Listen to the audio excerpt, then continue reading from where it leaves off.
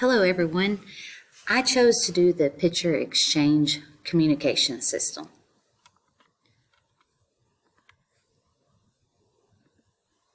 So what is PEX?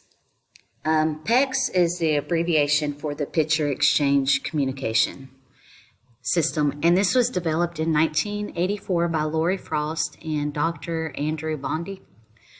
And this was for the purpose of enhancing communication between persons with disabilities.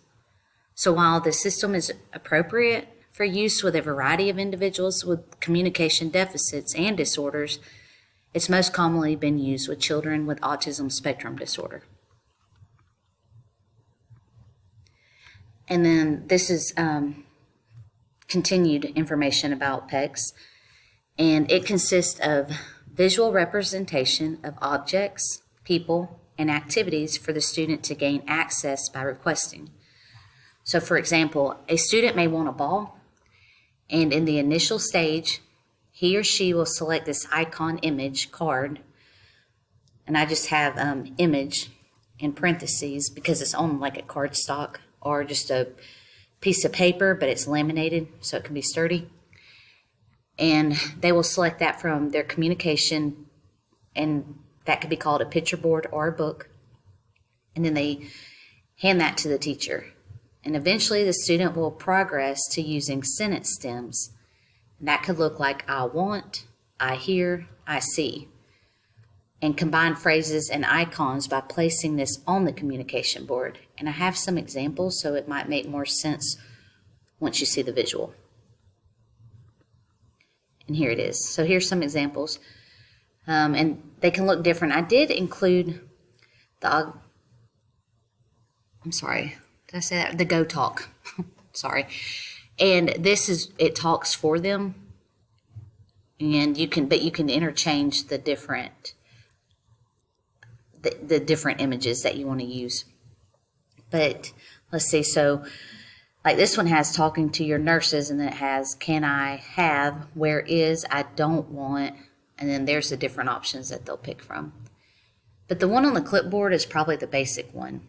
I want, and then they choose the computer or the Connect 4 or art.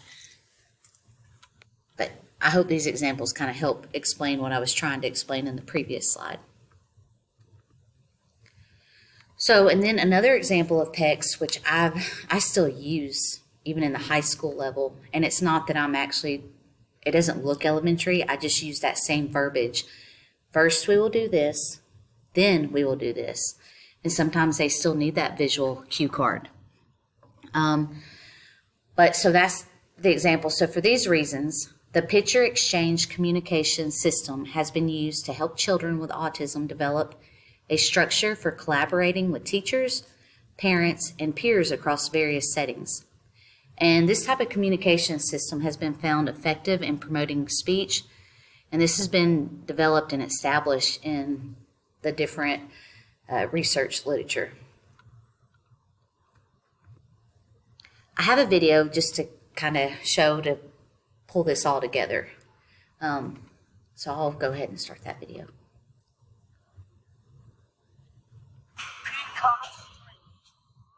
Sorry for the ad. Thought I did this right.